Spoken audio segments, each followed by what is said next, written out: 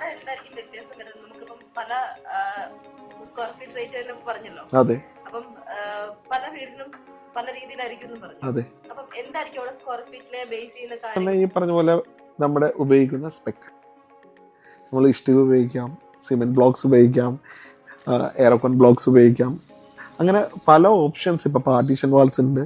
So ഇതെല്ലാം വെച്ചിട്ട് rate അങ്ങോട്ടും ഇങ്ങോട്ടും എല്ലാം മാറും. സോ നമ്മളപ്പോൾ ക്ലിയർലി ഒരു മനസ്സിലാക്കണം നമ്മുടെ പ്ലാനും എലിവേഷനും അതുപോലെ തന്നെ ഈ പറഞ്ഞ പോലെ സ്പെസിഫിക്കേഷനും നമുക്ക് ഫൈനൽ ചെയ്യാതെ ഒരിക്കലും ഒരു റേറ്റ് നമുക്ക് ജഡ്ജ് ചെയ്യാനായിട്ട് പറ്റില്ല. ഓക്കെ, അത് ആദ്യമേ തന്നെ നമ്മളൊരു വീട്ടിലോട്ട് അപ്രോച്ച് ചെയ്യുമ്പോൾ തന്നെ പിന്നെ നമുക്ക് ഒരു ആവറേജ് ഒരു ടെൻറ്റേറ്റീവ് എമൗണ്ട് എന്നുള്ള രീതിയിൽ നമുക്ക് പറഞ്ഞു കൊടുക്കാവുന്നേ ഉള്ളൂ. അത് ഏകദേശം ഇപ്പം ഈ മാർക്കറ്റിൽ ഈ ഒരു ലൊക്കാലിറ്റിയിൽ വരുന്ന വ്യതിയാനങ്ങൾ വെച്ചിട്ട് നമുക്കൊരു ആവറേജ് പ്രൈസ്, അപ്പോൾ അത് വെച്ചിട്ട് അവർക്കൊരു റഫ് എസ്റ്റിമേഷൻ മൈൻഡിൽ വയ്ക്കാം. ഒന്ന്, ഈ പറഞ്ഞ പോലെ ഭൂമിയുടെ ഘടന എല്ലായിടത്തും സെയിം ആണോ? അല്ല.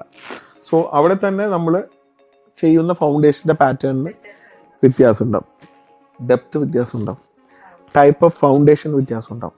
ഓക്കെ, ഷാലോ ഉണ്ടാവും, ഡെപ്ത് ഉണ്ടാവും, വെൽ ഫൗണ്ടേഷൻസ് ഉണ്ടാവും, റാഫ്റ്റ് ഉണ്ടാവും, ഷാഫ്റ്റ്, പല ടൈപ്പ് ഓഫ് ഫൗണ്ടേഷൻസ് അവൈലബിൾ ആണ്.